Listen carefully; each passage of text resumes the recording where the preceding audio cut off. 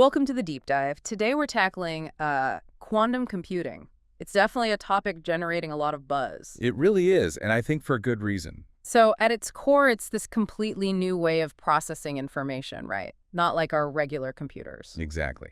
Classical computers use bits pretty simple, either on or off, 0 or 1. But quantum computers have qubits, and these can be, what, on and off at the same time? That's superposition, yeah.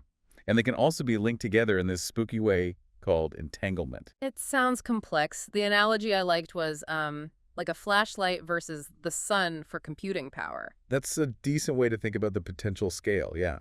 Illuminating everything at once rather than one spot. So our mission today really is to get into why this difference is getting so much attention. What could it actually mean for us? We're drawing from some insights in an article called Why Quantum Computing Matters. And that illuminating everything idea. That capability means quantum computers could potentially solve problems that are just impossible for today's supercomputers, completely intractable. Okay, impossible problems. Like what specifically? Where would we feel the effects? Well, think about cryptography first. Online security. Right. The encryption that protects everything. Yeah, a lot of that security relies on the fact that it takes classical computers, like ages to break the codes. Okay. A powerful quantum computer, well, theoretically, it could smash those codes really, really quickly. RSA encryption, for example. Wow. Okay. Yeah. That sounds disruptive. It is, and that's why there's this huge global race now, Right. not just to build quantum computers, but also to develop new kinds of encryption that are quantum safe. So it's a defense thing too. Absolutely. Huge national security implications. You see the US, China, the EU, everyone's investing heavily. Makes sense. What about other areas? The source mentioned AI. Oh, yeah. Training the really big AI models, that takes enormous amounts of computing power right now. Like the large language models we hear about. Exactly. Quantum computing might dramatically speed up that training process, which could lead to, much faster breakthroughs in AI itself, maybe entirely new algorithms. Fascinating. And material science, that was another one. Right. Quantum computers are naturally good at simulating quantum systems like molecules. Ah, okay. So better simulations than we can do now. Far better, potentially. Think about designing new drugs with incredible precision.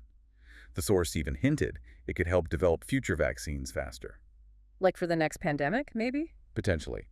And beyond medicine, designing new materials like superconductors or catalysts for clean energy, maybe even eventually things like quantum batteries. The range is just incredible. It really does sound like, well, a gold rush. The article mentions huge investments. Oh, massive. You've got the big tech players, IBM, Google, Microsoft, Amazon, Intel, NVIDIA pouring money in, plus startups like IonQ, Rigetti. And governments, too. Definitely. National quantum strategies, subsidies, it all points to how strategically vital this is seen to be. And that investment fuels the hype, the media attention. Of course.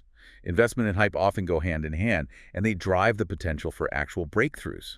The article uses the term quantum supremacy. Sounds like a new kind of arms race. It kind of has that feel, yeah. Quantum supremacy is basically the milestone. Building a quantum computer that can solve some problem faster than any classical supercomputer could. Even if it's not a useful problem yet. Right. It's a proof of concept.